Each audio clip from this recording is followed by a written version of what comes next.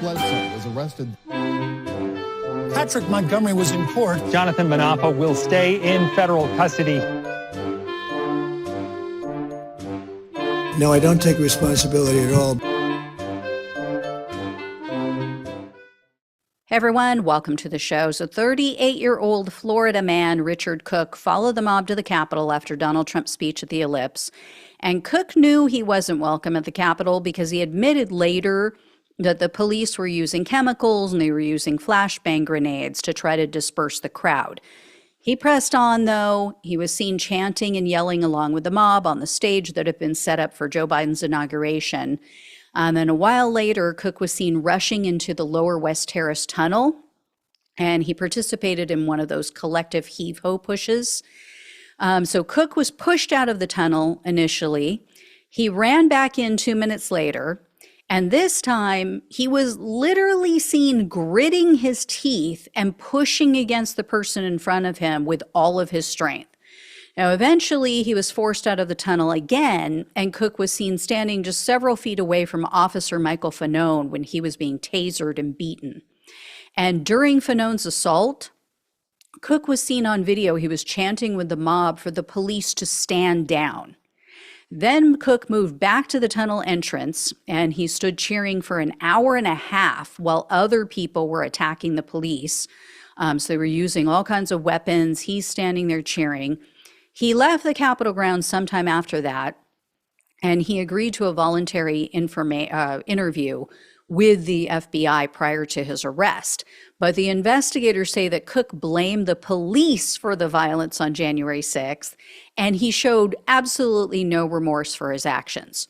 So Cook was arrested on March 9th of 2023, and he was charged with civil disorder, entering restricted grounds, disorderly conduct on restricted grounds, 2 counts of physical violence, and impeding passage on Capitol grounds. Cook refused a plea deal. He opted for a jury trial. Huge mistake. And the government pointed out that Cook made many false statements during his testimony. This one was pretty funny. Cook tried to convince the jury that he was forced into the tunnel. Cook said there was this man who was glaring at him with quote unquote devil eyes.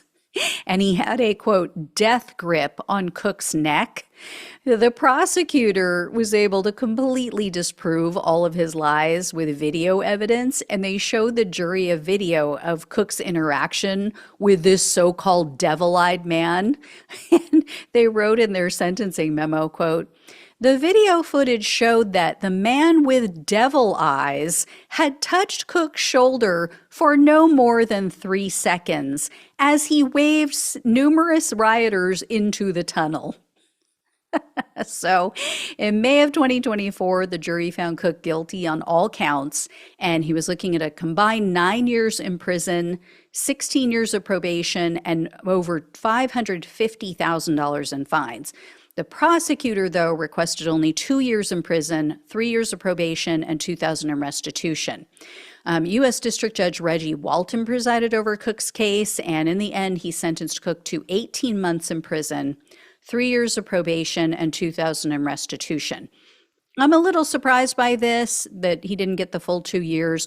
Walton is one of the tougher January 6 judges, and he often will give the prosecutor what they ask for. I think the sentence is decent for someone who didn't injure an officer. If this had been any other, or most any other judge, he would have gotten less. So it was pretty tough comparatively. I just believe, repeatedly lying under oath,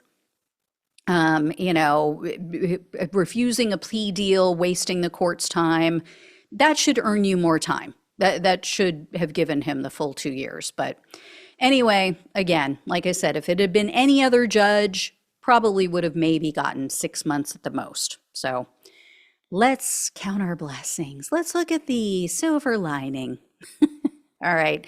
Thank you all so much for watching and listening. Please like, please share, and subscribe. Please donate if you can. Love you all. Take care. Talk with you soon.